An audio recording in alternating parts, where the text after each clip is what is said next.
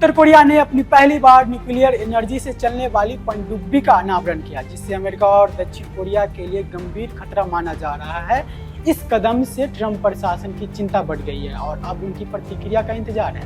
नमस्कार, आपका स्वागत है B1 न्यूज पर। मैं हूं आपके साथ ऋषभ कुमार। उत्तर कोरिया के तानाशाह किम जोंग उन ने अमेरिकी राष्ट्रपति डोनाल्ड ट्रंप के लिए नई टेंशन खड़ी कर दी है।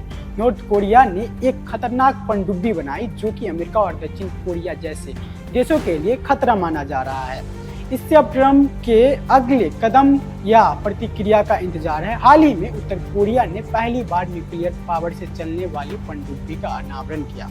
उत्तर कोरिया के सरकारी मीडिया एजेंसी ने शनिवार को इस पनडुब्बी की तस्वीरें शेयर की, जिसमें इसे न्यूक्लियर एनर्जी से चलने वाली रणनीतिक निर्देशित मिसाइल पनडुब्बी कहा गया है। सियोल के हयान विश्वविद्यालय में पढ़ने वाले दक्षिण कोरियाई पनडुब्बी विशेषज्ञ मून क्यून सिक ने कहा है कि नौसैनिक पोत 6000 टन या 7000 टन श्रेणी के लग रही है। तस्वीरें देखकर उन्होंने अपनी प्रतिक्रिया दी, जो कि लगभग 10 मिसाइलें ले जा सकती है। उन्होंने कहा कि रणनीतिक निर्देशित मिसाइल शब्द के इस्तेमाल का मतलब है कि परमाणु सक्षम हथियार ले जाएगी।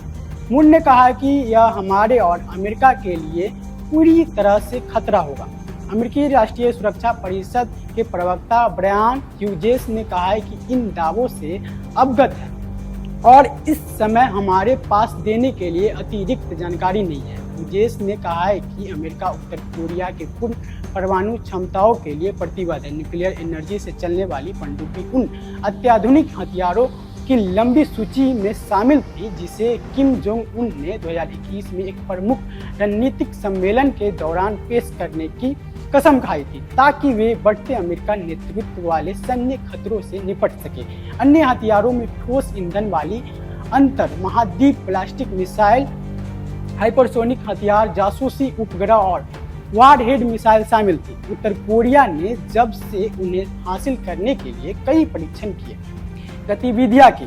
उत्तर कोरिया द्वारा पानी के नीचे मिसाइल दागने की अधिक क्षमता हासिल करना चिंता मानी जा रही है, क्योंकि इसके प्रतिबंधियों के लिए इस तरह के लॉन्च का पहले से पता लगाना मुश्किल है। इस बारे में सवाल उठ रहे हैं कि उत्तर कोरिया एक भारी प्रतिबंधित और गरीब देश है। न्यूक्लियर एनर्जी से चलने वाली पनडुब्बी के निर्माण के लिए संसाधन और तकनीक कैसे प्राप्त कर सकता है? पनडुब्बी के जानकार मून ने कहा कि उत्तर कोरिया को यूक्रेन के खिलाफ रूस के युद्ध प्रयासों का समर्थन करने के लिए हथियारों और सैनिकों की आपूर्ति के बदले में पनडुब्बी में इस्तेमाल किए जाने वाले रिएक्टर के निर्माण के लिए रूसी तकनीक का सहायता लिया गया है। उन्होंने यह भी कहा कि उत्तर कोरिया अपनी वास्तविक तैनाती से पहले अपनी क्षमता का परीक्षण करने के लिए 1 या 2 साल में पनडुब्बी लॉन्च कर सकता है। उत्तर कोरिया के पास दुनिया के सबसे बड़े बेड़े में से एक अनुमानित 70 से 90 डीजल संचालित पनडुब्बी है।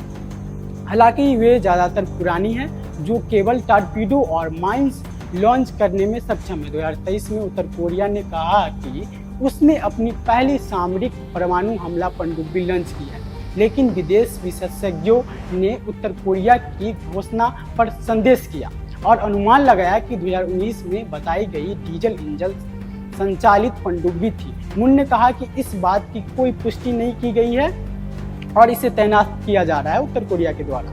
उत्तर कोरिया की नई परमाणु ऊर्जा संचालित पनडुब्बी ने वैश्विक चिंता बढ़ा दी है। विशेषज्ञ इसे अमेरिकी और दक्षिण कोरिया के लिए गंभीर खतरा मान रहे हैं। अब सबकी नज़र उत्तर कोरिया की अगली चाल और अमेरिका की प्रतिक्रिया पर है। इस खबर पे आपकी क्या राय है? नीचे कमेंट सेक्शन में जरूर बताइए।